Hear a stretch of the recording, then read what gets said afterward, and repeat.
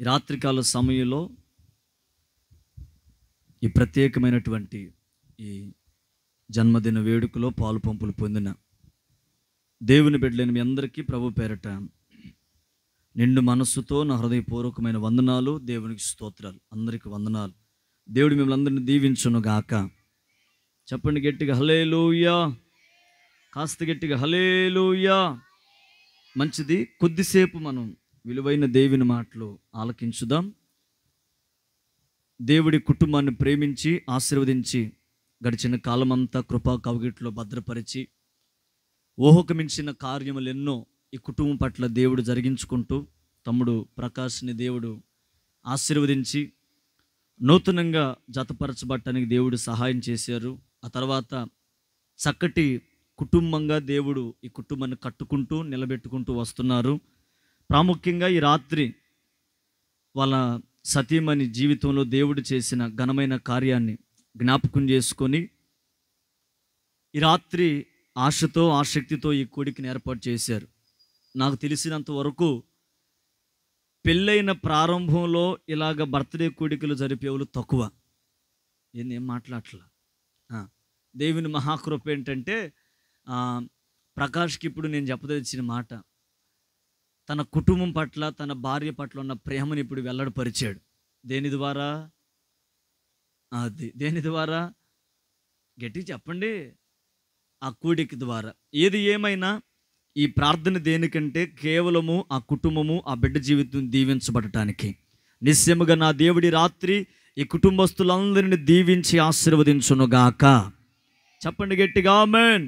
ఓ చిన్న వర్తమానాన్ని నేను జ్ఞాపకం చేస్తాను. పరిశుద్ధ గ్రంథమైన బైబిల్లో సామెతల గ్రంథం 9వ అధ్యాయం 11వ వచనాన్ని నేను చదువుతాను. నాతో కలిసి అందరూ చదవటానికి ప్రయత్నం చేయండి. సామెతల గ్రంథం 9వ అధ్యాయం 11వ వచనాన్ని నేను చదువుతాను. నాతో కలిసి అందరూ బిగ్గరగా చదవటానికి ప్రయత్నం చేయండి. Page number 537. చక్కగా అందరూ బైబిల్ తెరచి నాతో కలిసి చదవటానికి ప్రయత్నం చేయాలని ప్రేమతో తెలియచేస్తున్నాం.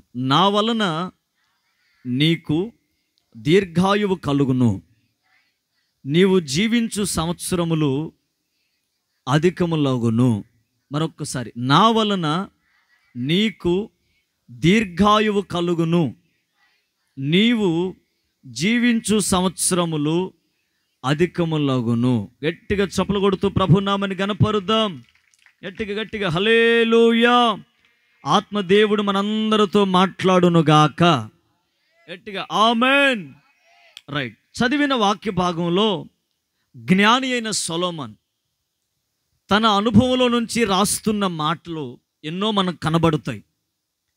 కానీ ఇక్కడ రాయబడిన మాట, ఆయన ఎంతో జ్ఞానాన్ని సంపాదించాడు, ఎంతో జ్ఞానాన్ని దేవుని చెంత పొందుకున్నాడు. ఎంత జ్ఞానాన్ని సొలొమోను పొందుకున్నా, సొలొమోనుతో ఇప్పుడు దేవుడు అంటాడు, సొలొమోన్, నీ జ్ఞానాన్ని బట్టి నీకు సంవత్సరాలు దయాకిరీటముగా ధరింప చేయట్లేదు నేను. నీకున్న జ్ఞానాన్ని బట్టో, లేక నీకున్న ధన సంపదను బట్టో, లేకపోతే నీకున్న ఆరోగ్యాన్ని బట్టో నీకు సంవత్సరములు దయాకిరీటముగా ధరింప చేయట్లేదు నేను. నీవు ఈ రోజుకి బ్రతికి మరొక నూతన సంవత్సరాలు అనుభవిస్తున్నావంటే దీనికి కలిగిన కారణం ఏంటంటే దీర్ఘాయువు అనేది నేను ఇచ్చు వరము మాత్రమే. గట్టిగా ఆమేన్. ఇప్పుడు ఇక్కడ భక్తుడితో దేవుడు చెప్తున్న మాట ఏంటంటే, దీర్ఘ ఆయువు అనేది లేక ఆయుష్ కాలం అనేది మనిషి ద్వారా కలిగేది కాదు. ఒక వ్యక్తి ఒక సంవత్సరం ముగిసేలోపు ఎన్ని ఆటుపోట్ల మధ్య ఆ వ్యక్తి బ్రతుకుతాడో, రోగాల మధ్య బ్రతికే వ్యక్తులు ఉన్నారు, శాపాల మధ్య బ్రతికే వ్యక్తులు ఉన్నారు, ఇబ్బందుల మధ్య బ్రతుకుతున్న వ్యక్తులు ఉన్నారు. ఒక సంవత్సరం ఒక వ్యక్తి జీవితంలో ప్రారంభమైతే మనందరం హ్యాపీ బర్త్డే అని చెప్పి పాట పాడతాం. కానీ ఆ నూతన సంవత్సరంలోకి అడుగు పెట్టే వ్యక్తులు అనుకుంటారు, ఏమనో చెప్పనా, పెద్దవారు కానివ్వండి, పిల్లలు కానివ్వండి, సేవకులు కానివ్వండి, విశ్వాసులు కానివ్వండి, ఏమనుకుంటారు చెప్పనా, నూతన సంవత్సరంలోకి అడుగు పెట్టాను, ఈ సంవత్సరం నా జీవితం ఎలా ఉంటుందో, నూతన సంవత్సరంలోకి అడుగు పెట్టాను, ఈ సంవత్సరం నా బ్రతుకులో ఎటువంటి దీవెనలు నేను అనుభవిస్తానో, లేకపోతే ఎటువంటి శ్రమల మార్గాల్లో నేను వెళ్ళవలసి వస్తుందన్న ఆలోచన మనిషికి వస్తుంది. కానీ వాక్యం సెలవిస్తుంది, దేవుని ద్వారా గనుక నీవు ఆశీర్వదించబడిన వ్యక్తివైతే, దేవుడిచ్చే వరములు నువ్వు పొందుకొని దేవుడిచ్చే ఆయుష్కాలముతో నువ్వు నింపబడితే, గడిచిన సంవత్సరాలన్నీ కాపాడిన దేవుడు ఈ సంవత్సరం కూడా ఈ వ్యక్తుల జీవితంలో అద్భుత కార్యాలు జరిగించునుగాక. నమ్మిన వారు గట్టిగా ఆమేన్ చెప్పండి. హల్లెలూయా. ఇప్పుడు వాక్యం సెలవిస్తున్న మాట ఏంటంటే, నా వలన నీకు దీర్ఘాయువు కలుగుతుంది. కింద రాయబడిన విలువైన మాట, నీవు జీవించు సంవత్సరములు అధికములుగా మార్చబడతాయి. హల్లెలూయా. బాగా వినండి. ఈ రోజుల్లో మనిషి ఎక్కువ కాలం జీవించాలని, ఎక్కువ కాలం బ్రతకాలని, ఓరే బాబు శతకోటి ప్రయత్నాలు చేస్తున్నాడు. ఎన్ని ప్రయత్నాలు ఎట్టి చెప్పండి. ఎందుకు? ఉదయాన్నే మీరు గమనిస్తున్నారు లేదో, మనం పల్లెటూరు కాబట్టి మనం తక్కువ, కానీ సిటీలో మీరు చూస్తే స్తోత్ర ప్రార్థనకి లెగవని క్రైస్తవులైనా ఉంటారు, కానీ జిమ్ముకు కానివ్వండి, లేకపోతే వాకింగ్ కానివ్వండి, లేకపోతే ఇంకేమున్నాయిరా, జాకింగు, ఇంకా ఏం చెప్పరు, రన్నింగు, ఇంకా ఇంకా చెప్పాలంటే ఆసనాలు కొన్ని ఉన్నాయి, యోగాలు. ఎందుకంటే ఒక్కొక్కరు దేవుని మహాకృపను బట్టి ఊరేరనమాట. తిన్నదరక్క తిన్నదరక్క ఉదయాన్నే నిద్ర లేచి ఏం చేస్తున్నారంటే, కుక్కను ఒకడు చేతి పట్టుకొని అది పోతా ఉంది, దాన్ని వెనకిడితే దేనికి, దానితో పాటు దీనికి కూడా రన్నింగ్, వాకింగ్, జాకింగ్ అయిపోతుంది. ఎందుకు రా బాబు ఉదయాన్నే లేచి అన్ని కిలోమీటర్లు నడుస్తున్నావంటే, కాస్త ఒళ్ళు ఎటుకి చెప్పండి, కాస్త ఒళ్ళు తగ్గిద్దని. మనం ఎంత తిరిగినా మనం అంతే. ఇప్పుడు నేను అంటాను, ఎందుకు అలాగ వాళ్ళు అలా చేస్తున్నారు, యోగాలు ఎందుకు చేస్తున్నారు, చాలామంది జిమ్కి ఎందుకు వెళ్తున్నారు, డబ్బులు ఎందుకు ఖర్చు పెడుతున్నారు, టయానికి ఫుడ్ ఎందుకు తీసుకున్నారంటే, వాళ్ళు చెప్పగానే చెప్పొచ్చే మాట ఏంటంటే, నేను ఇంకా చాలా కాలం బ్రతకాలి. ఏమో బ్రతికి ఎవరిని ఉద్ధరిద్దామని నాకు అర్థం కావట్లా. హల్లెలూయా. నేను ఇంకా చాలా కాలం బ్రతకాలి, ఎక్కువ సంవత్సరాలు బ్రతకాలన్న ఆలోచన ప్రతి ఒక్కరి జీవితంలో కనబడుతుంది. ఈ రాత్రి ఒక మాట చెప్పగలుగుతాను, నీవు ఎక్కువ కాలం బ్రతకాలంటే నీ ధనము ద్వారానో, నీ బలము ద్వారానో, నీ ఘనము ద్వారానో నువ్వు బ్రతకలేవు. కానీ దేవుడే గనక నిన్ను ఆశీర్వదించి నీ ఎడల కృప చూపిస్తే, ఇక మీదట నువ్వు జీవించు సంవత్సరములన్నీ యేసు నామములో అధికములుగా మార్చబడునుగాక. ఆమేన్. ఇప్పటి వరకు ఒక 30 సంవత్సరాల దాకా బ్రతికిన వ్యక్తి ఆయన ద్వారా ఆశీర్వదించబడితే 40 సంవత్సరాలు బ్రతుకుతాడు. భక్తుడైన మోషే అంటాడు, మనిషి యొక్క ఆయుష్కాలం 70, అధిక బలం ఉంటే అది కూడా ఎవడాడు పాయాసం అంది, ఎట్లుంటుందంట, గట్టి చెప్పండి, ఎట్లుంటుందంట, నడుస్తాడు, అమ్మ ఇంక నేను నడవలేనయ్యా అంటాడు. అరే కాస్త ఇంత చెయ్యిన ఉంది, దాంట్లో దూరం అంటాం, అబ్బే అసలు నడువు వంగదు, నడవలేడు, కింద కూర్చున్నాడు పైకి లేవలేడు, పైన కూర్చున్నవాడు, మా దగ్గర కొంతమంది ఉన్నారు మహానుభావులు, కింద కూర్చున్నవాడు లేకపోవడానికి అరగంట పడుతుంది. ముసలోళ్ళైనా 3 రౌండ్లు వేసి వస్తున్నారు, కానీ కూర్చొని ఎవరి బిడ్డలు మాత్రం లేగలేకపోతున్నారు. ఏంటంటే అన్నా ఒళ్ళంతా టైట్ అయిపోయిందని అంటున్నారు. నేను అంటాను, ఇదంతా ఆయాసంతో కూడిన బ్రతుకు. ఈ రాత్రి ఒక అద్భుతమైన మాట ఏంటంటే, మనము జీవించే సంవత్సరములన్నీ అధికములుగా మార్చబడాలంటే దేవుని కనుదృష్టి మన మీద నిలవాలి. నమ్మిన వారు గట్టిగా ఆమేన్ చెప్పండి. హల్లెలూయా, హల్లెలూయా. ఒక 2 మాటలు సమయ సందర్భాన్ని బట్టి నేను జ్ఞాపకం చేస్తా. ఒక మనిషి జీవితంలో తను జీవించే సంవత్సరములన్నీ అధికములు అవ్వాలంటే, మన భాషలో చెప్తాను, ఈ సంవత్సరం బర్త్డే జరుపుకున్నాం, నెక్స్ట్ ఇయర్ ఇంకా కాస్త ఘనముగా, కాస్త గ్రాండ్గా జరుపుకోవాలన్న ఆలోచన అందరికీ ఉంటుంది. ఇంకా నేను ఎక్కువ సంవత్సరాలు బ్రతకాలి, ఎక్కువ కాలం బ్రతకాలి, నా పిల్లల పిల్లల తరాన్ని నేను చూడాలి, వాళ్ళ తరాన్ని కూడా నేను ఆశీర్వదించాలన్న ఆలోచన అందరికి కనపడుతుంది. నేను ఒక మాట చెప్తాను, నీవు నీ పిల్లల పిల్లల తరాన్ని చూడాలంటే, నీ సంతతి విస్తరింప చేయబడాలంటే, నీ సంతానాన్ని వృద్ధి పొందించుకొని అనేకులకు ఆశీర్వాదకరముగా నువ్వు కనబడాలి, మార్చబడాలి అని అంటే, మనిషి నీకు ఆయుష్కాలాన్ని ఇవ్వలేడు, కానీ నేను ప్రకటిస్తున్న నజరేయుడైన యేసు నీ ఆయుష్కాలాన్ని పెంచగలిగిన దేవుడై ఉన్నాడు. హల్లెలూయా. మనం ఒక చక్కటి పాట పాడుతాం, అనుదినము నీ అనుగ్రహమే ఆయుష్కాలము. ఎవరు వారు? మిమ్మల్ని ఒక మాట అడుగుతా, ఏమండి రాత్రి ప్రశాంతంగా నిద్రపోయిన వాళ్ళు గట్టిగా చేతులు పోయి తలేలు చెప్పండి. రాత్రి ప్రశాంతంగా ఏ కలవరం లేకుండా, ఏ శోధన లేకుండా అసలు ఆనందంగా నిద్రపోయిన వాళ్ళు హల్లెలూయా అని చెప్పండి. ప్రకాష్ ఏం మాట్లాడరు, మంద మాట్లాడట్లా. నేను చెప్పిన మాట అర్థమైందా? తక్కలం తమ్ముడు, తక్కలం ఇటు. ఏంది లెక్కేస్తున్నావు, ఏంది నాకు అర్థం కావట్లా. నేను చెప్పిన మాట అర్థమైందా మీకు? రాత్రి ఏ భయం లేకుండా ప్రశాంతంగా నేను నిద్రించాను అన్నవాళ్ళు హల్లెలూయా అని చెప్పండి. అమ్మ వాళ్ళు ఎక్కడ రేపు పబ్లిక్ ఎగ్జామ్ రాయాలనుకుంటాను చూడండి. అమ్మా ఏంది రేపేనా ఎగ్జాము? Praise the lord. ఎవరు వీళ్ళంతా నాకు అర్థం కావట్లేదు. రైట్, నేను చెప్పిన మాట అర్థమైందా? రాత్రి అంతా ప్రశాంతంగా నిద్రపోయిన వాళ్ళు హల్లెలూయా చెప్పండి. కొంతమంది సరే రాత్రి కాస్త కలవరంతోనే భయంతోనే నిద్రించాలని హల్లెలూయా అని చెప్పండి. మీరేంటండి దానికి బలగట్లా దీనికి బలగట్లా? సరే, చిన్న ప్రశ్న ఏంటంటే, నిద్రించే వ్యక్తి తప్పక ఈ ఆలోచన కలిగి ఉంటాడు. ఏమని? రేపు ఖచ్చితంగా నిద్ర లెగుస్తాను అన్న ఆలోచన వస్తుంది. ఒకవేళ రాత్రికి రాత్రే మన జీవితంలో కొత్త పాట ఒకటి వస్తే పరదేశులమో ప్రియులారని మన పరిస్థితి ఏంటి? ఒక మాట చెప్పనా, మనకున్న జ్ఞానం, డబ్బు ఇవేవి మనల్ని బ్రతికించలేదు. కానీ నేను ఎప్పుడు చెప్పడానికి ఇష్టపడతాను, ఆయన ఉచితమైన కృప మాత్రమే ఈనాటికి మనల్ని సజీవులుగా కాపాడుకుంటూ వచ్చింది. ఇది గొప్ప వరం కదా, దేవుడిచ్చిన వరమే కదా. ఈ వరము దేవుడు నీకు ఇవ్వకపోతే ప్రస్తుతం ఈరోజు కూడా కొన్ని వేల మంది మట్టికి మన్నైపోయారు. మరి నీవు నేను ఎందుకు బ్రతుకున్నాం? నీవు నేను ఎందుకు సజీవులుగా కాపాడబడ్డామంటే దేవుడు మనకు దీర్ఘ ఆయువునిచ్చి మన జీవించే సంవత్సరములు దినములన్నీ అధికములుగా మారుస్తున్నాడు. ఇది దేవుడిచ్చే వరం. ఈ వరాన్ని సంపాదించిన క్రైస్తవుడు ఎలా ఉండాలంటే, ఆయన ఇచ్చిన దినమును బట్టి, ఆయన ఇచ్చిన సంవత్సరమును బట్టి, ఆయన ఇచ్చిన ఆయుష్కాలాన్ని బట్టి నిరంతరము కృతజ్ఞత కలిగిన వాడిగా మనం మార్చబడుదుము గాక. హల్లెలూయా. అలాగ మనం జీవిస్తే మన జీవితంలో ఇప్పటిదాకా జరిగిన దానికంటే ఇంకా అధికమైన ఆశీర్వాదాలతో ప్రభు మన జీవితాన్ని మారుస్తాడు. హల్లెలూయా. 2 మాటలు జ్ఞాపకం చేస్తా. మనం జీవించే సంవత్సరములు అధికములుగా మార్చబడాలంటే మనం ఏం చేయాలో చూద్దాం. సామెతల పుస్తకం 3వ అధ్యాయం మొదటి 2 వచనాలు. సామెతల పుస్తకం 3వ అధ్యాయం మొదటి 2 వచనాలు మైకులో చదువుతారు ఎవరైనా? సరోజ్ నాకైకి త్వరగా త్వరగా, లేట్ చేయొద్దు, త్వరగా. సామెతల పుస్తకం 3వ అధ్యాయం మొదటి 2 వచనాలు త్వరగా. నా కుమారుడా, నా ఉపదేశం మరువకుము, నా ఆజ్ఞలను హృదయపూర్వకముగా గైకొనుము. అవి దీర్ఘాయువును సుఖజీవముతో గడుచు సంవత్సరములను శాంతిని మీకు కలుగు చేయును. గట్టిగా చప్పలు కొడుతూ ప్రభు నామని కనపడదాం. ఉజ్జీవంగా హల్లెలూయా చెప్పండి గట్టిగా. ఎంతమంది ఉన్నారు స్వరం ఎత్తట్లా? గట్టిగా హల్లెలూయా అని చెప్పండి.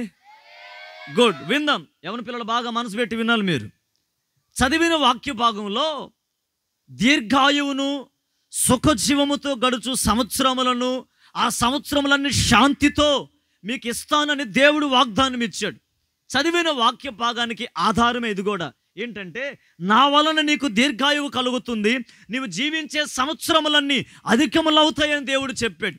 ఇప్పుడు 3వ అధ్యాయంలో మనం చదివిన వాక్య భాగంలో నీవు జీవించు సంవత్సరములన్నీ శాంతి సమాధానాలతో నింపబడతావని వాక్యం సెలవిస్తుంది. నేను అంటాను, ఎప్పుడు ఒక వ్యక్తి జీవితంలో తను జీవించు సంవత్సరములన్నీ అధికములుగా మార్చబడతాయి అంటే, నెంబర్ 1 అక్కడ రాయబడిన మాట, దేవుని యొక్క ఆజ్ఞలను హృదయపూర్వకంగా మనం గైకొని పాటించుదము గాక. చేతులు పైకెత్తి గట్టిగా చెప్పండి ఆమేన్ అని. ఆమేన్. మనం జీవించే సంవత్సరములన్నీ అధికములవ్వాలంటే, ఆయన ద్వారా మనకు దీర్ఘ ఆయువు కలగాలంటే, ఆయన ద్వారా మనం జీవించే సంవత్సరములన్నీ ఆశీర్వాదకరముగా శాంతి సమాధానాలతో నింపబడాలి అనంటే వాక్యం చెప్తుంది, ఆయన ఆజ్ఞలన్నిటిని మనము గైకొనాలి. గైకొని మనము ఆయన ఆజ్ఞలను ఏం చేయాలి? పాటించాలి. ఏం చేయాలి? చిన్న మాట మిమ్మల్ని అడుగుతా, బైబిల్లో ఆజ్ఞలు ఎన్ని? కొంచెం ఫ్యాన్ నాకు చెప్పండి. బైబిల్లో ఆజ్ఞలు ఎన్ని? లేకపోతే ఇక్కడ పెట్టేసి. బైబిల్లో ఆజ్ఞలు ఎన్ని? సండే స్కూల్ పిల్లలు చెప్పొచ్చు. కాపీ సండే స్కూల్ కాదు ఇది. గట్టిగా చెప్పండి, బైబిల్లో ఆజ్ఞలు ఎన్ని? 10. Very good. ముందు పిల్లలు చెప్పండి. మీరు సండే స్కూల్ పిల్లలు అంటే మీరా? సంతోష్, ఆజ్ఞలు ఎన్ని? 10. ఇంకా అక్క నువ్వు ఏం పేరు నీ పేరు? మెరిసి అక్క చెప్పు. 10. అమ్మాయి పిల్లలందరూ నోదిరి చెప్పే మాట ఏంటంటే ఆజ్ఞలు నిజమే, అది పాత నిబంధనలో. మరి క్రొత్త నిబంధనలో అందులో ఒకటి ప్రాముఖ్యమైన ఆజ్ఞ దేవుడు చెప్పాడు, నిన్ను వలే నీ పొరుగు వారిని. సరే ఈ ఆజ్ఞలంతా మనకి ఎందుకు కానీ తనుకోవటం. కొంతమంది 10 అంటున్నారు, వాళ్ళు పాత నిబంధన వాళ్ళు. కొంతమంది ఏమో వాళ్ళు మీరు పాత క్రొత్త వాళ్ళు గొడవలు ఎందుకు కానీ ఈ మాట చెబుతానండి. బైబిల్ ఒక మాట ఉంది, ఆజ్ఞ అతిక్రమమే. సరే అది గుర్తుపెట్టుకోండి. పాపం వల్ల వచ్చే జీతం, మరణించినోడికి ఇంకో బర్త్డే ఉంటుందా? ఉండిద్దిలే, ఉండదా? ఎందుకని? ఆ రోజుతోనే తన జీవితం ముగింపు. ఇక బర్త్డేలు ఉండవు, అవసరమైతే జ్ఞాపకార్థ కూడికలు ఉంటాయేమో కానీ బర్త్డేలు జరగవు. కారణం ఏంటి? తన జీవితం ముగింపు. ఇప్పుడు పాయింట్లోకి వద్దాం. ఎందుకు మనిషి జీవితం ముగింపు అంటే పాపం వల్ల వచ్చే జీతం మరణం. కానీ ఇక్కడ రాయబడిన మాట భక్తుడు అంటాడు, భక్తుడితో దేవుడు చెప్పిస్తున్న మాట ఏంటంటే, నీవు నా ఆజ్ఞలను హృదయపూర్వకంగా గైకొంటే, నా ఆజ్ఞలకు లోపడి ఆజ్ఞల మార్గంలో నువ్వు నడవగలిగితే, కుడికైనను ఎడమకైనను తిరవక కేవలం దేవుని మార్గాల వైపు నువ్వు నడవగలిగితే, ఆ ఆజ్ఞల మీదే మనసు నిలుపుకోగలిగితే, నీకు జీవించే సంవత్సరములన్నీ శాంతి సమాధానంతో ప్రభువు నింపబోతున్నాడు. నమ్మిన వారు గట్టిగా ఆమేన్ చెప్పండి. హల్లెలూయా. ఎప్పుడు మన జీవితంలో మనం జీవించే సంవత్సరములన్నీ అధికములుగా మార్చబడతాయి అంటే వాక్యం సెలవిస్తుంది ఆయన ఆజ్ఞలను పాటించాలి. ప్రస్తుతం క్రైస్తవ సమాజంలో దేవుని బిడ్డగా పిలిపించబడుతున్న అనేక మంది జీవితంలో కూడా పాపం నుంచి వేరు చేయబడి, లోకం నుంచి వేరు చేయబడి, క్రీస్తు రక్తం ద్వారా కడగబడి ఒక సంఘములో చేర్చబడిన వారు కూడా ఇప్పట్లో ఎలా ఉన్నారంటే లోకంలోనే మునిగిపోయి, ఆ ఊపులోనే పడిపోయి మరలా పైకి లేవలేనట్టుగా ఎన్నో సందర్భాలలో దేవుని ఆజ్ఞలన్నీ అతిక్రమిస్తూ బ్రతుకుతున్నారు. ఏమండి, నేను ఒక మాట చెప్తాను. దేవుని ఆజ్ఞను అతిక్రమించామంటే దాని అర్థం ఏంటో చెప్పనా? సాక్షాత్తు దేవుణ్ణే మనం కాలదన్నినట్టు. ప్రస్తుతం ఎలా ఉన్నారు జనం అంటే, ఆదివారం మాత్రమే ప్రార్థనకు వస్తాం, దేవుని మాటలు వింటాం, ఏదో నువ్వు చెప్పింది వింటాం, నువ్వు పాడింది వింటాం, అవసరమైతే మేము కూడా పాడతాం, అంతేనయ్యా. మిగతా రోజులు అంటావా? ప్రార్థన కాదు కదా, కనీసం దేవుని కూడా మనము జ్ఞాపకం చేసుకోలేకపోతున్నాం. అంటే దీని అర్థం ఏంటి? ఒక క్రైస్తవుడు ఆజ్ఞను వ్యతిరేకిస్తున్నాడు, ఒక దేవుని బిడ్డ ఆజ్ఞను తృణీకరిస్తున్నాడు. కారణం, ఈ ఆజ్ఞను ఎవరైతే తృణీకరిస్తారో, నేను చెప్పట్లేదు, వాక్యం చెప్తుంది, వాళ్ళకి ఎక్కువ బర్త్డేలు జరగవంట. మన భాషలో ఎక్కువ బర్త్డేలు, మరి డైరెక్టే ఒకటే కోటం. ఏ కోటం? ఎందుకని? ఆజ్ఞను వాళ్ళు పాటించలేదు, ఆజ్ఞను తృణీకరించారు, ఆజ్ఞ విషయంలో వెనకడుగు వేశారు. ప్రారంభంలోనే మన పితరులు 2 ఉన్నారు, భార్యాభర్తలు, ఆదాము. ఏంటి చెప్పండి, ఈ కథ కూడా తెలియనోడు ఎవడన్నా ఉంటే సాయంకాలం నాకు కనపడండి. ఆ కేకులు చెర్రీ పండ్లు 2 ఉంటాయి, అవి ఎత్తా. ఏది ఆదాము అవ కథ తెలియకపోతే ఎంతమంది తెలుసు? మీరు ఒలగట్లా పలగట్లా, మీరేందో చాలా ఆలోచన చేసి వచ్చారు, ఏం లేదు, గుర్తుపెట్టుకోండి. హల్లెలూయా. చెప్పండి, ఆదాము అవ్వ కథ ఎంతమంది తెలుసు? పిల్లలో తెలీదా? తెలుసు. ఏం చేశారు? ఆజ్ఞను అతిక్రమించారు. ఏం ఆజ్ఞ? దేవుడు ఒక మాట చెప్పాడు, ఇదిగో ఈ ఏదైనా తోటలో ఏ చెట్టు అయినా ఎక్కండి, ఆ కొమ్మ మీద నుంచి ఈ కొమ్మ మీదకు దూకండి, ఆ కొమ్మకున్న కాయ తినండి, ఈ కొమ్మకున్న అవసరమైతే మీరే అనుకోండి, ఇబ్బంది ఏం లేదు. కానీ ఒకటి మాత్రం నిజం రబ్బాయి, అదమ్మా ఇదిగో ఆమెకు కూడా చెప్పు. ఏంటంటే ఇక్కడ కనపడుతుంది చూసావా, ఈ మంచి చెడులను తెలిపే ఈ వృక్షం, దీని ఫలాలు మాత్రం పొరపాటున తినుదినమున చస్తావు. అంటే ఆ రోజుతో నీ జీవితం ముగింపు, కానీ నీ జీవించు సంవత్సరం అధికములుగా మార్చబడవు. ఎందుకంటే ఆజ్ఞను అతిక్రమించావు కాబట్టి. ఈ మాటలన్నీ చెప్పి దేవుడు వెళ్ళిపోయాడు. సహజంగా వాళ్ళిద్దరూ కూర్చొని చక్కగా పనులు ఉన్నారు, వాళ్ళ పనులు వాళ్ళకుంటే అక్కడ ఏంటంటే దేవుడు ఒకటే పని చెప్పాడు ఏదో తోటలో, ఏంటంటే మొత్తాన్ని సపరేట్ చేయాలి. ఆ కలుపు మొక్కలు ఉన్నాయా చెప్పు, సిగ్గుపడుతున్న మా ఊడి ముందే పని చేయాలి. ఒక మాట చెప్తాను, సరిగ్గా సాయంకాలం పూట వచ్చాడు ప్రకాశ. ఎవరు? కర్రోడు, ఆదాం కాదు, సైతాన్ గాడు. నేరుగా వచ్చి ఏ రూపంలో వచ్చాడు? మీరు ఎవరు మాట్లాడండి. వచ్చాడు. మిమ్మల్ని ఒక ప్రశ్న అడుగుతా, పాము మాట్లాడిద్దా? అప్పట్లో సరే ఏదైనా ఉంటే తర్వాత మాట్లాడదాంలే. మొత్తానికి వచ్చింది. వచ్చి సైతాన్ గాడు వచ్చాడు. రావటం పురుషుడు సోలు వెళ్ళలా, ఆదాము సోలు వెళ్ళా. ఎవరి దగ్గరికి వెళ్ళాడు? ఎందుకంటే బైబిల్లో ఒక మాట రాయబడింది, స్త్రీ బలహీనమైన ఘటం ఓరగనే పగిలిపోద్ది, ఓరగనే లోబడిపోద్దని దేవుడి సైతాన్ గాడు ముందే ఎరిగి నేరుగా వెళ్ళిపోయాడు అమ్మగారి దగ్గరికి. వెళ్ళిపోయి, ఇదిగో ఎక్స్క్యూజ్ మీ, ప్రైజ్ లార్డ్, హల్లెలూయా, స్తోత్రం గోరి అన్నాడు. ఓహో, ఈడు కూడా క్రైస్తవుడే అనుకుంది. సరే ఏంటి మ్యాటర్ అనగానే ఇప్పుడు సైతాన్ గాడు అన్నాడు, ఏంటి మీరిద్దరే ఉంటారు ఇక్కడ? మేమిద్దరమే. అప్పుడప్పుడు ఆయన వస్తాడు. ఎవరు? ఆయన వస్తాడు. చల్లపూట ఆయన వచ్చి మాతో మాట్లాడతాడు, పలకరిస్తాడు, ఆయన ముఖ కాంతిని మా మీద ప్రజ్వరిలింపు చేస్తాడని ఇవన్నీ మాట్లాడుతుంటే, ఓ సూపర్, బాగుందంతా. మీరు ఎక్కడ ఉంటారు? అది అక్కడండి. మరి ఆకలేస్తే ఆ చెట్లు కాయలండి. మరి దాహం వేస్తే అదిగో అక్కడ భారతిని చూసావా, ఆ నీళ్ళు తాగుతావండి. అవునా? మరి ఎన్ని చెట్లు ఉన్నాయి, అన్ని కాయల పేరు తెలుసా మీకు? తెలుసండి. అన్నీ మాట్లాడుతుంటే అడిగాడు. మరి ఇక్కడ విచిత్రంగా ఒక చెట్టు కనపడుతుంది, దాని పేరేం పేరు? అదేనండి స్కామ్రు అన్నాడు. ఏం పేరంట? అవునా? మరి దాని కాయ ఎప్పుడైనా తిన్నారంటే అవ్వంది. పొరపాటున దేవుడు ఆ చెట్టుకున్నటువంటి కాయని ఫలమును తినొద్దన్నాడు. తిను దినమున నిశ్చయముగా. ఈ మాట చెప్పగానే సైతాన్ గాడు అన్నాడు, మీ దేవుడు మీ మీద అసూయ చూపించాడు, మీ దేవుడు మీరు ఎక్కడ గొప్పలు అయిపోతారేమోనని, మీరు ఎక్కడ దేవదూతల రూపంలోకి వెళ్ళిపోతారని దేవుడు మీ మీద కక్ష నిలిపాడు. ఏం చెప్తాం కానీ ఒక మాట చెప్తా, ఆ చెట్టు ఫలము ఎవరైతే తింటారో వాళ్ళు దేవదూతల వలె, ఏం ఆశ పుట్టిస్తున్నాడు చూడండి, దేవదూతల వలె మార్చబడతారని చెప్పగానే నేను ప్రారంభంలో చెప్పే స్త్రీ బలహీనమైన ఘట్టం వెంటనే లోబడి సైతాను గాడు చెప్పిన మాట విని వెంటనే ఆ ఫలమును తిన్నదిగాక నేరుగా వెళ్ళింది ఆయన దగ్గరికి. ఎవరి దగ్గరికి?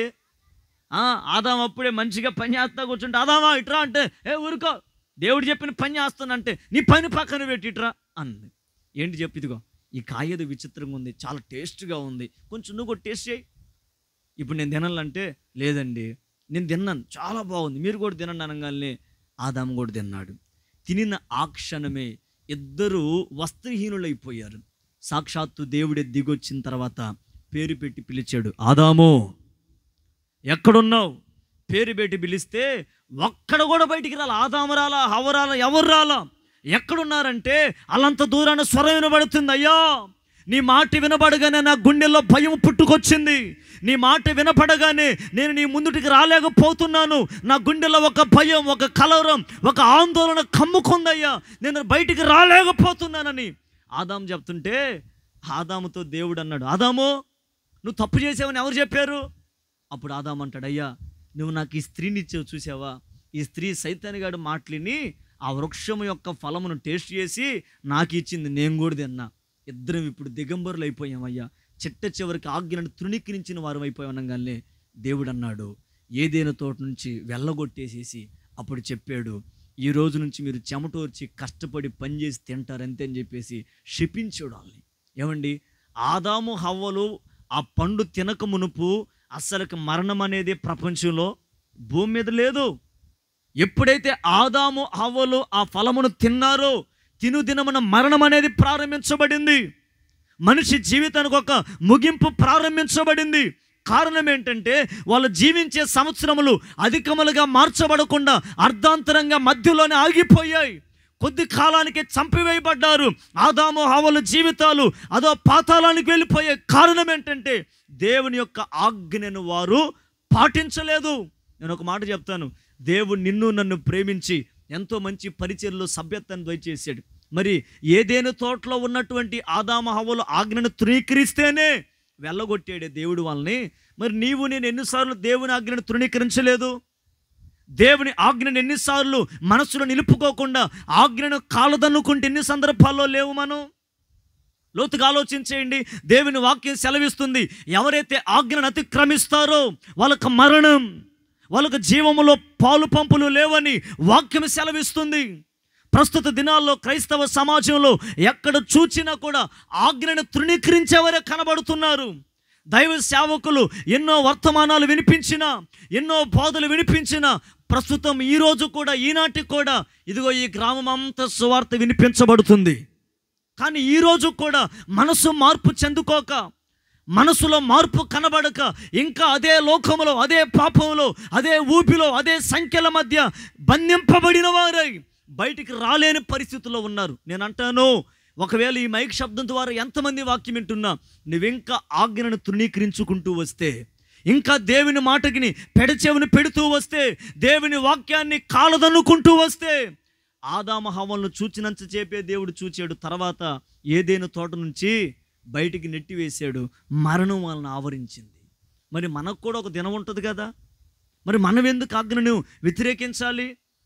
3వ అధ్యాయంలో మనం చదివాం, ఎవరైతే దేవుని ఆజ్ఞలను హృదయపూర్వకంగా గైకొంటారో, వాటిని పాటిస్తారో, వాళ్ళు జీవించు సంవత్సరములన్నీ అధికములుగా మార్చబడునుగాక. చప్పలు కొడుతూ ప్రభునామని కనపరుద్దాం. హల్లెలూయా. ఆజ్ఞలను పాటించాలండి. ఏ ఆజ్ఞలైతే ప్రభు మనకు బోధించాడో, ఏ ఆజ్ఞల మార్గం అయితే ప్రభు మనకు చూపించాడో, ఆ మార్గంలో నడవాలి ఒక క్రైస్తవుడు. అప్పుడే మనిషి జీవితం ఆశీర్వదించబడిన స్థితిగా మార్చబడుతుంది. మీకు ఇంకా జ్ఞాపకం చేస్తా, బైబిల్లో 2 వ్యక్తులు ఉన్నారు. అతని పేరు ధనవంతుడు, ఇంకొక అతని పేరు పేద లాజరు. ఎవరెవరు? జాను నోరు తెరి చెప్పు. ఎవరెవరు? ధనవంతుడేమో ప్రార్థనకు వస్తాడు, మిమ్మల్ని వేస్తాడు. పేద లాజరు ఏం చేస్తాడంటే, ఆ రొట్టె ముక్కలు ఏవో పడితే తింటా ఉంటాడు. ఈ ధనవంతుడు ఎలా అంటాడంటే, ప్రార్థనకు వచ్చినాము, స్తోత్రం స్తోత్రం హల్లెలూయా గోరి డోరే అంటాడు. ఏది ప్రార్థనలో. ప్రార్థన అయిపోయిన తర్వాత సైలెంట్గా వెళ్తాడు. మొత్తానికి తన పనులు కాలక్రమేలన్నీ ముగించుకొని ఎరగనట్టు కూర్చుంటాడు. Praise the lord.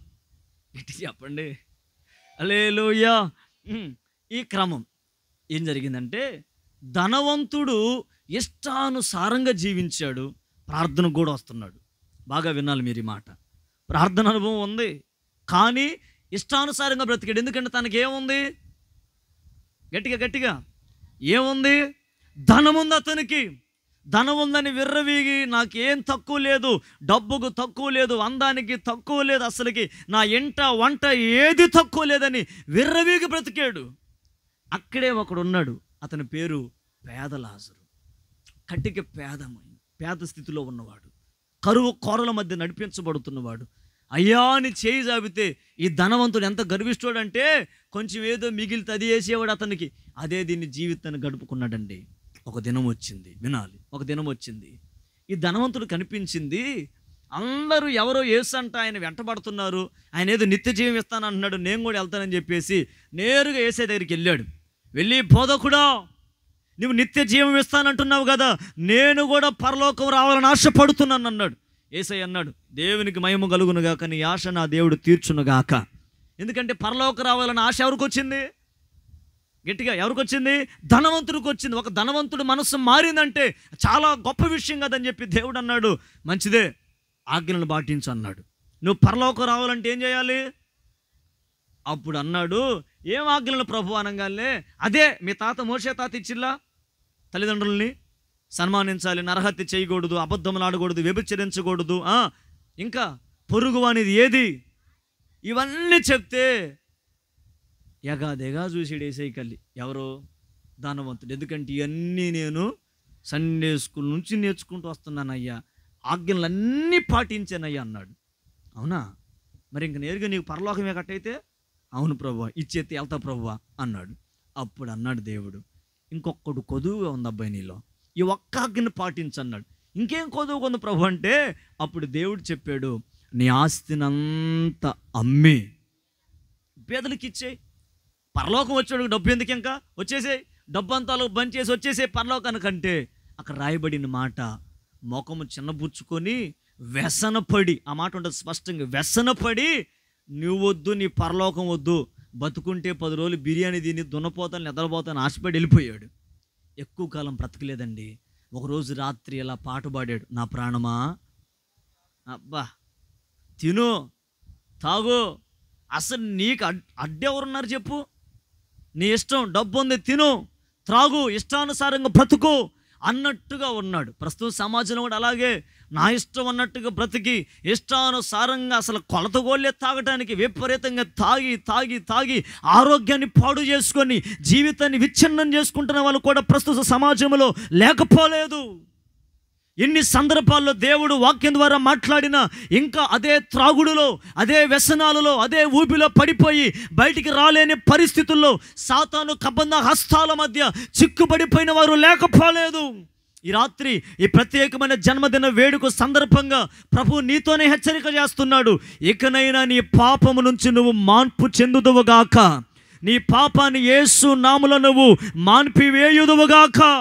ఆ పాప ఊపి నుంచి బయటికి రాగలిగితే అప్పుడు ఆజ్ఞలను పాటిస్తావు. నువ్వు ఎప్పుడైతే దేవుని ఆజ్ఞలను పాటించడం ప్రారంభిస్తావో నా దేవుడు నువ్వు జీవించే సంవత్సరములన్నీ.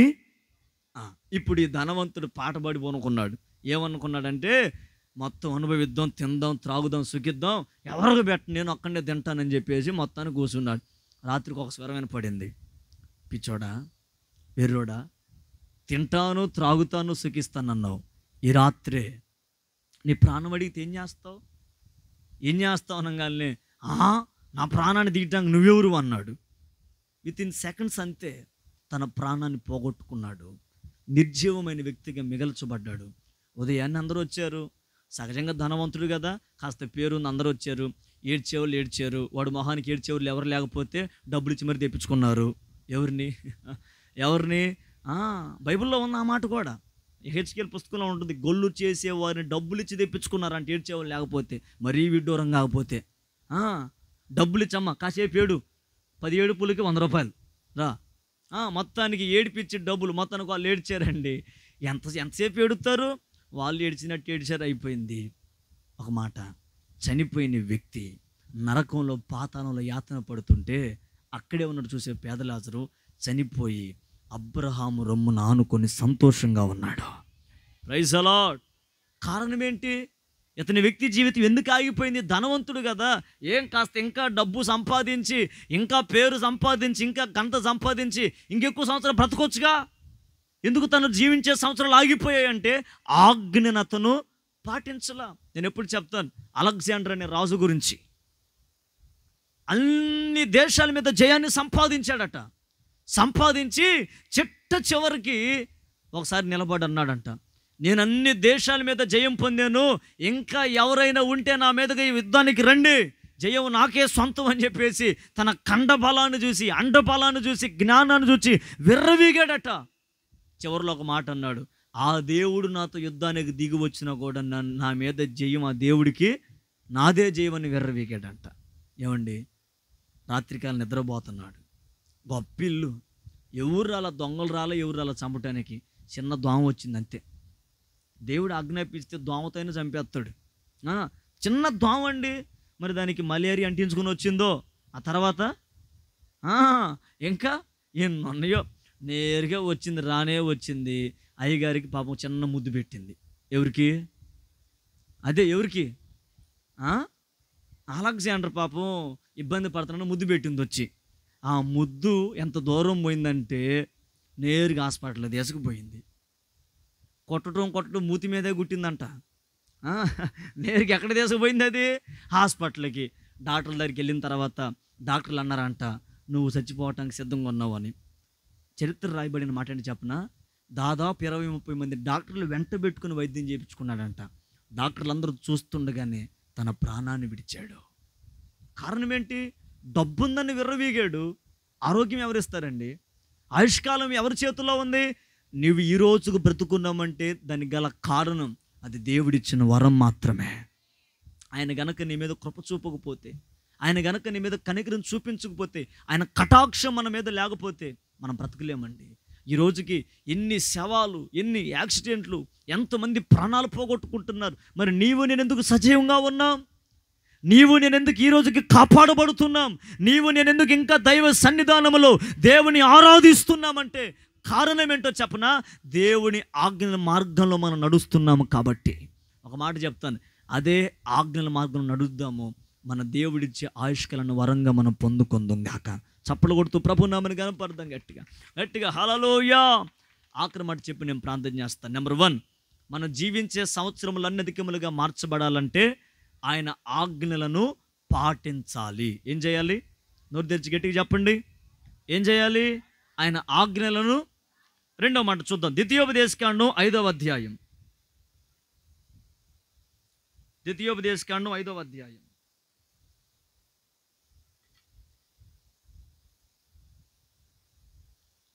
16వ వచనం. మైక్లో చదువుతారు, వినండి. నీ దేవుడైన యెహోవా నీకు అనుగ్రహించు దేశములో నీవు దీర్ఘాయుష్మంతుడవగు. ఆ మాట, నీ జీవించే సంవత్సరములన్నీ అధికములు అవ్వాలంటే నీవు దీర్ఘాయుష్మంతుడవై నీకు క్షేమము కలుగునట్లు నీ దేవుడైన యెహోవా నీకు ఆజ్ఞాపించిన నీ తండ్రిని నీ తల్లిని సన్మానింపవలెను. ఇప్పుడు కొట్టండి గట్టిగా, చప్పట్లు వేసాయి. గట్టిగా గట్టిగా ఉద్యోగంగా హల్లెలూయా చెప్దాం గట్టిగా, హల్లెలూయా. నెంబర్ 1, మనం జీవించే సంవత్సరములన్నీ అధికములు అవ్వాలంటే ఏం చేయాలి?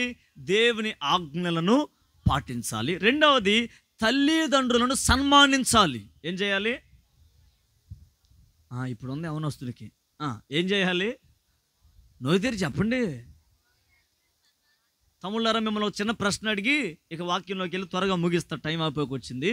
నేను నమ్మకంగా మా అమ్మ నాన్న మాటకు లోబడుతున్నాను, వింటున్నాను. గట్టిగా లేలివి చెప్పండి మగ పురుషులు. ఫోన్ చేస్తా. గుడ్. ఒకడు. ఇంకా ఆడపిల్లల్లో సరే, ఇప్పుడు అందరిని అడుగుతున్నాయా, మా తల్లిదండ్రుల మాటకి నేను లోబడుతున్నాను, విన్నాను. ప్రకాష్, నీతో సహా లోబడుతున్నాను, విన్నాను. గట్టిగా లేలివి చెప్పండి. ఏ సైలెంట్ అయిపోయారు? అంటే మీరు చెప్పగానే చెప్పొచ్చే మాట ఏంటంటే, మేము ఎవరు తల్లిదండ్రుల మాటకి లోబడట్లేదు. ఏమండి? తనల పైకెత్తో విందాం. దేవుడు మోషేకు రాతి పలకల మీద ఆజ్ఞలను ఇచ్చేటప్పుడు 10 ఆజ్ఞలో ఒక ఆజ్ఞ ఇది. ఏంటది? నీ దేవుడైన యెహోవా నిన్ను దీవించాలంటే, నీకు క్షేమం కలగాలంటే నీ తల్లిని తండ్రిని వినాలి.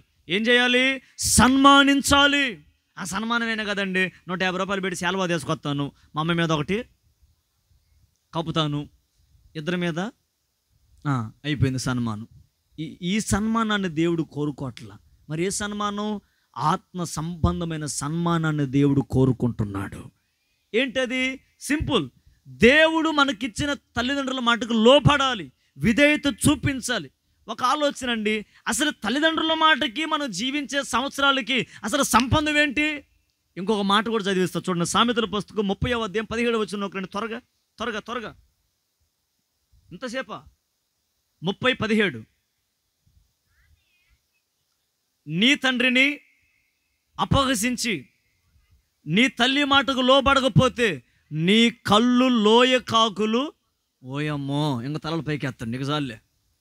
ఏంటంటే ప్రారంభంలో ఏం చదివాము? మనం జీవించే సంవత్సరములన్నీ అధికములుగా మార్చబడాలంటే ఆజ్ఞలను పాటించాలి. రెండవ శ్రేష్టమైన మాట, తల్లిని తండ్రిని సన్మానించాలి. ఇప్పుడు తల్లిదండ్రులను సన్మానించకపోతే ఏం జరిగిద్దయ్యా అంటారా? ఇప్పుడు చదివాం ఏమని? ఎవడైతే తండ్రిని లక్ష్య పెట్టడో, ఎవరైతే తల్లిని లక్ష్య పెట్టరో, లోబడరో, మాట వినరో, వారి కళ్ళు వాహా ఎన్నారా? కాకులు తెలుసా? హలో, కాకులు తెలుసా? నలకాకు తెలుసా? జవుడు కాకు తెలుసా? తెలీదా? ఇంకే కాకులు ఉన్నాయి? చాలా కాకులు ఉన్నాయి. ఇదే కాకి లోయ కాకి. ఏడుంటుంది ఇది? లోయల్లో ఉంటుంది. మరి నీకు లోయలో ఏం పని? మరి లోయ కాకు వచ్చి కళ్ళు బిగుతానంటుంది ఎందుకంట? బాగా లోతుగా వినండి మాట, ముగింపులోకి వచ్చాను.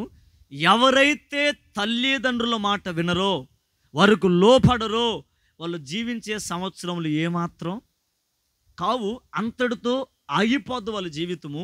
రాయబడిన కఠినమైన మాట ఏంటంటే, వారి కళ్ళు లోయ కాకులు వచ్చి, కళ్ళు ఉండవు వాళ్ళకి. జ్ఞాపకం చేస్తా, శాంసన్ తల్లిదండ్రుల మాట వినకుండా, లోబడకుండా, అబ్బో వెళ్ళి తనంతట తానే ఏదేదో మొత్తానికి పిచ్చి పిచ్చి ఏషాలేసి దేవునికి వ్యతిరేకంగా బతికాడు. సమయం లేదని ఇలా చెప్తున్నాను. చిట్ట చివరికి సంఖ్యల చేత 2 స్తంభాలకు బంధించబడ్డాడు. ఆ తర్వాత ఏం జరిగిందో చెప్పనా? బ్రతికుండగానే 2 కళ్ళు. మామూలు విషయమా? ఇలా చెప్తా. ఇడ్లీ పాత్రలు ఇడ్లీ వేస్తే ఒక స్పూన్ తీసుకొని తోడతారు చూసారా? 2 కళ్ళు అలా తీసారంట ఒక్కొక్కటి. ఎట్లా ఉంటుంది వేతన, ఎట్లా ఉంటుంది ఆ బాధ, ఎట్లా ఉంటుంది అంత కఠినం? ఆలోచించండి. కారణం ఏంటి? ఒక బలవంతుడు కళ్ళు, ఒక బలాఢ్యుడు, ఒక ప్రతిష్ఠింపబడిన వాడు, ఒక నాజీరు వ్రతములో నివసిస్తున్న వాడి యొక్క కళ్ళు ఓడదీయబడిన కారణం ఏంటంటే ఈ శాంసన్ తల్లి మాటగా కానీ తండ్రి మాటగా కానీ ఏ మాత్రము విధేయత చూపలేదు, లోపడలేదు. మరి ఆలోచన చేయండి. ఈరోజు దేవుడికి ఇచ్చిన తల్లిని లక్ష్య పెడుతున్నావా? ఈరోజు దేవుడికి ఇచ్చిన తండ్రి మాటకు లోపడుతున్నావా? ఆ మధ్య ఒక తల్లి ఒక బస్ స్టాండ్లో కనపడి బోరున కళ్ళెము నీళ్ళు పెట్టి, అయ్యా ఒక 100 రూపాయలు ఉంటే దానం చేయని ఏడుస్తుంది. అడుక్కునేవాడు ఎవడైనా అయ్యా దానం చేయి అంటాడు, ఏదో ఉన్నదేమో అంటాడు. కానీ తల్లి అడుగుతుంది, అయ్యా ఒక్క 100 రూపాయలు ఉంటే దానం చేయయ్యా. లేవు అని ఏమాత్రం చెప్పొద్దయ్యా. నీవు గనక డబ్బులు లేవంటే నేను ఎక్కడ తలదాచుకుంటాను నాకు తెలియదయ్యా అని వేదనతో ఏడుస్తూ చేతులు చెప్పయ్యా 100 రూపాయలు నాకు ఇవ్వయ్యని ఏడుస్తుంది. ఏమ్మా 100 ఎందుకు అడుగుతున్నావు? నీకు ఎన్ని సంవత్సరాలు? 70 సంవత్సరాలు అయ్యా. కొడుకు లేడా? ఉన్నాడు. కూతురు లేదా? ఉంది. కుటుంబం లేదా? ఉంది. బంధువులు లేరా? ఉన్నారు. సమస్తం ఉన్నాయి. అందరూ ఉన్నా కూడా అనాథగా మిగల్చబడ్డానయ్యా. నా కుటుంబం వ్యవహారాలు తెలియాలంటే నాకు ఇంచుమించు 4 పిల్లలు, మగ పిల్లలు, ఇంచుమించు ఇద్దరు ఆడపిల్లలు, టోటల్గా 6 మంది పిల్లలయ్యా నాకు. వాళ్ళని రెక్కలు వచ్చిందాక కష్టపడి పెంచింది నేను, పోషించింది నేను, వాళ్ళకి బాగోగులు చూచింది నేను, వాళ్ళకి ఏ కొదువులు ఏ లోటుపాట్లు లేకుండా పెంచుకుంటూ ఇంతవరకు నడిపించుకుంటూ వచ్చాను. ఈ రోజున అదే పిల్లలు నా మీదకి చేతులు లేపుతున్నారయ్యా. పట్టెడన్నం పెట్టలేని పరిస్థితి, కడుపు ఆకలితో అలమటించిపోతుంటే ఆకలి తీర్చలేని పరిస్థితి. ఆ తల్లి అంది, అయ్యా 10 మంది పిల్లల్ని ఒక్క తల్లి పోషిస్తుందేమో కానీ 10 మంది పిల్లలు కలిసి ఒక్క తల్లిని కూడా పోషించలేకపోతున్నారయ్యా. సమాజం అలా మారిపోయింది. 10 మంది పిల్లలైనా దేవుడు మాకు ఇచ్చాడనే ప్రేమతో పెంచుతున్నాం, కానీ ఆ 10 మంది పిల్లలు వివాహాలై పెద్ద స్థితికి వచ్చిన తర్వాత వాళ్ళకి రెక్కలు తీసుకొచ్చిన వాళ్ళని, వాళ్ళ ఒక స్థితిలో నిలవబెట్టిన వాళ్ళని కాళ్ళదాన్ని వెనకడిగేస్తున్నారయ్యా. కడుపు ఆకలి తలమటించిపోతుందయ్యా. ఒక 100 రూపాయలు ఇస్తే ఒక ప్లేట్ భోజనం తెచ్చుకొని తింటానయ్యా అని కేకలేస్తూ ఏడుస్తూ మాట్లాడుతుంటే నాకు ఇప్పుడు ఆ సన్నివేశాలు గుర్తు. ఎందుకు ఆ తల్లి అంత వేదన చెందవలసిన అవసరం? ఎందుకు ఆ తల్లి అంతగా రోధించవలసిన అవసరం? బిడ్డలు చూసుకోలేదు, బిడ్డలు కాపాడలేకపోతున్నారు. వాళ్ళు అనుకోవచ్చు ఈ రోజున వృద్ధాశ్రమాల్లోకి, అనాథాశ్రమాల్లోకి తల్లిదండ్రులు పంపిస్తున్నారు కన్న కొడుకులే. కారణం ఏంటి? తల్లిదండ్రులు పోషించలేక, తల్లిదండ్రులకు కాస్త అన్నం పెట్టలేక, తల్లిదండ్రులు ప్రేమతో చూసుకోలేకే అనాథాశ్రయాల్లోకి నెట్టి వేస్తున్నారు. నేను ఒక మాట చెప్తాను, నువ్వు ఏ తల్లినైతే నిర్లక్ష్య పెడుతున్నావో, ఏ తండ్రినైతే నిర్లక్ష్య పెడుతున్నావో వాక్యం సెలవిస్తుంది నీ జీవితం అంతటితోనే ఆగిపోద్ది. మరి సంసోను జీవితంలో తను చేసిన పొరపాటే చివరికి తన మరణాన్ని తీసుకొచ్చింది. తను జీవించే సంవత్సరాలు అంతటితో ఆగిపోయాయి. నేను ఇంకొక వ్యక్తిని జ్ఞాపకం చేస్తా. ఆయన పేరు సమూయేల్. బాల్యములోని మనుషుల దయలో గొప్పగా ఎదిగినవాడు, దానితో పాటు దేవుని దయలో కూడా వర్ధిల్లినవాడు. ఒకవైపు తల్లికి లోబడ్డాడు, ఒకవైపు తండ్రికి లోబడ్డాడు, ఒకవైపు ఆత్మ సంబంధమైన తండ్రిగా పిలిపించబడుతున్న దైవ సేవకుడు కూడా లోపడ్డాడు. అందుకే దాను దేశం మొదలుకొని బెయేర్షెబా దేశం వరకు ప్రఖ్యాతిగాంచిన ప్రవక్తగా మార్చబడ్డాడు సమూయేల్. కారణం ఏంటంటే తల్లిదండ్రుల మాటలు విన్నాడు, సేవకుని మాటకు లోపడ్డాడు. అందుకే తన జీవితము ప్రవక్త జీవితంగా దేవుడు మార్చాడు. అనేక రాజుల్ని అభిషేకించే ఒక గొప్ప స్థితిలో దేవుడు నిలవబెట్టాడు. కారణం ఏంటంటే తల్లిదండ్రుల మాటకు లోబడినవాడు. మరి రాత్రి ఒకసారి ఆలోచించే, నిన్ను కనిన తల్లిదండ్రుల్ని ఏ స్థితిలో ఉంచగలుగుతున్నావు? ఏ పరిస్థితిలో చూడగలుగుతున్నావు? వాక్యం సెలవిస్తుంది, నువ్వు జీవించే సంవత్సరములు అధికములైపోవాలంటే, ఆయన ద్వారా నీకు దీర్ఘాయువు కలగాలంటే భూమి మీద దేవునికి ఇచ్చిన తల్లిని తండ్రిని ఏం చేయాలి? సన్మానించాలి. వారి మాటకు లోబడాలి, వాళ్ళ బాగోగులు చూడాలి. అప్పుడే నీ జీవితంలో ఎనలేని ఆశీర్వాదాలన్నీ సొంతం చేసుకుందువుగాక. హల్లెలూయా. మనకుండేది ఒక్క జీవితమేనండి. మనుషులు చెబుతారు 7 జన్మలు ఉంటే మనిషికి, పోయిన జన్మలో పిల్లయి పుట్టాను, ఈ జన్మలో మనిషే పుట్టాను, వచ్చే జన్మలో ముఖేష్ అంబానీ కొడుగ్గా పుడితే బాగుండు, జియో ఆఫీస్ టవర్ నాకేనని. ఇన్ని జన్మలు లేవు మనిషికి. మనిషికి ఒకే బ్రతుకు, అది ఈ బ్రతుకే. మరి ఎవరి కోసం ఆ బ్రతుకు? ఎవరి కోసం?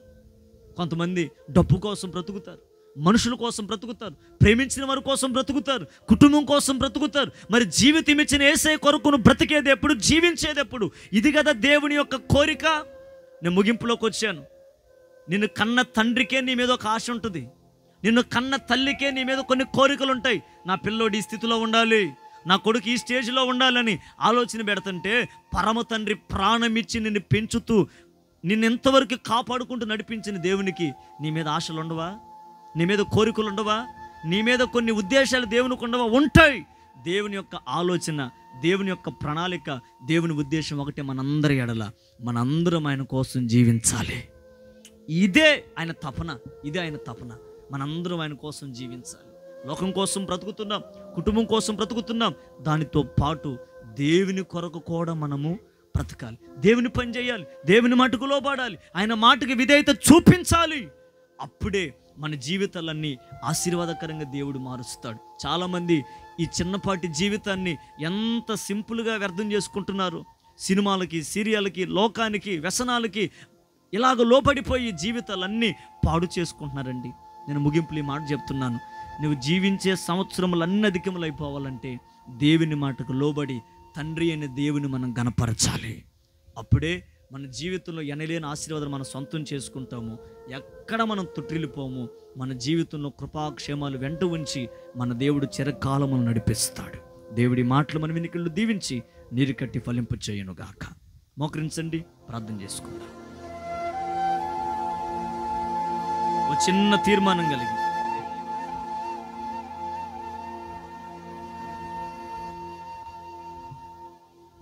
అందరం ప్రార్థన చేసుకుందాం.